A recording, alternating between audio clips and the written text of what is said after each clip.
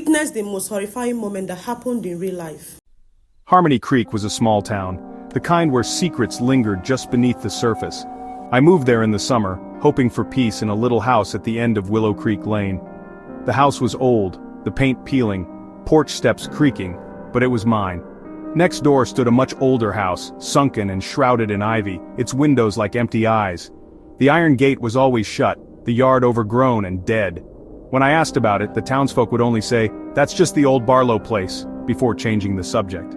I tried to ignore the house, focusing on painting shutters and planting flowers, but its shadow always crept across my lawn, a silent, constant presence. It felt like the house was waiting for something, or someone. The people in town avoided talking about it, their smiles fading when I asked. I learned quickly not to mention the Barlow house. I told myself it was just a local legend, a place for ghost stories. Still, my eyes were always drawn back to it. It loomed over my new life, a dark spot I couldn't escape.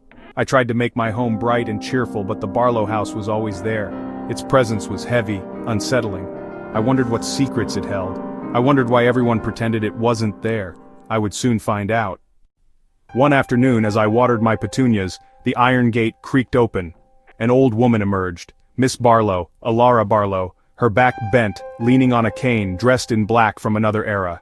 She walked slowly down the street, never looking at me, her eyes dark and unreadable. Every day at the same time she made her silent rounds. The postman told me she'd lived there her whole life but offered nothing more. I tried to be friendly, waving once and calling out, "Good afternoon, Miss Barlow."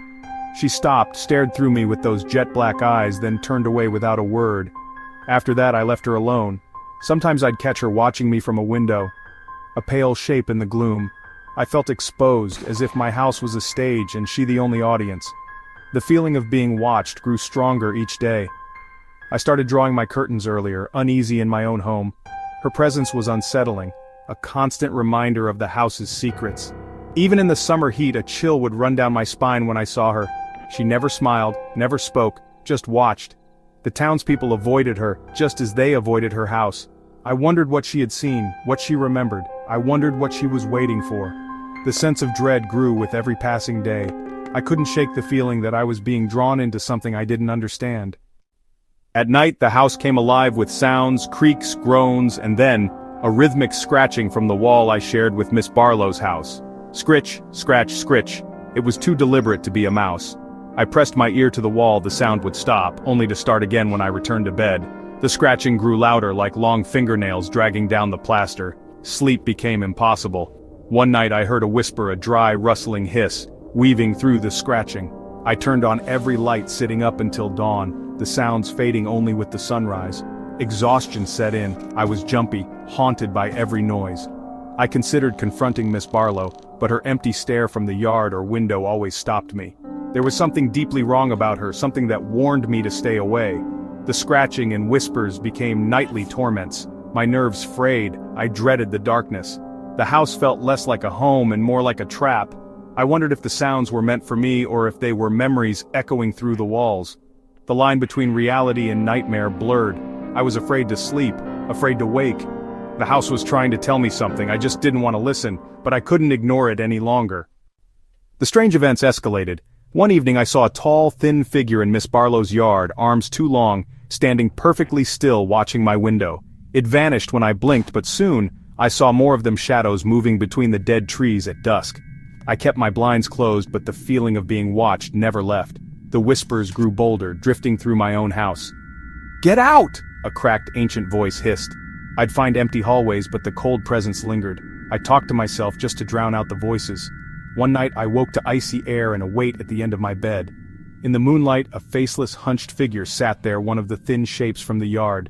I was paralyzed, unable to scream. It lifted its head, revealing only a smooth, pale surface, then faded into nothing. I abandoned my bedroom, unable to sleep there again. The house was no longer safe. The shadows and whispers followed me everywhere. I realized I was not alone, and never had been. The figures were always watching, always waiting. The darkness inside felt safer than what waited outside. I wondered what they wanted. I was terrified to find out. Desperate for answers, I went to the town library. Mr. Abernathy, the librarian, led me to a dusty back room and an old book of local histories. There I learned the truth. The Barlow house was once the Barlow home for the aged, run by Alara Barlow and her mother. For 30 years they took in elderly people with nowhere else to go. The home was shut down in the 70s after rumors of neglect and unexplained deaths. Residents vanished from records, their families were gone or didn't care. The authorities investigated, but nothing was ever proven. The Barlows were powerful, and the case was closed. Mr. Abernathy showed me a newspaper clipping. Barlow home closed amidst allegations. A photo of young Alara Barlow stared back, her eyes cold and hard.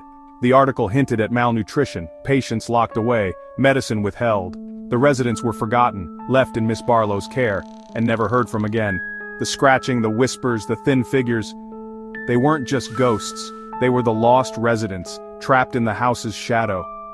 The truth chilled me to the bone. I realized the house was haunted by more than memories. It was haunted by the forgotten, and I was living next door.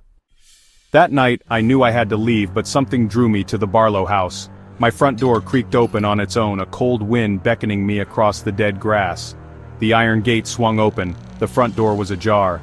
Inside, the air was stale, the house filled with shadows and the scent of decay. I climbed the stairs, following the now familiar scratching, to a room at the end of the hall. The walls were covered in desperate words: "Help us, cold, hungry." Miss Barlow sat in a rocking chair, humming a tuneless lullaby. "They get so lonely," she whispered. "They've been waiting for you." Her eyes glowed faintly in the dark. I fled, stumbling down the stairs, tripping over a loose floorboard. Beneath it, I found a box of old photographs, residents frozen in silent screams, their eyes wide with terror. In every photo, a young Alara Barlow smiled in the background. I dropped the box and ran, not stopping until sunrise. I never went back. Sometimes the quietest houses hide the darkest secrets, and some shadows never leave.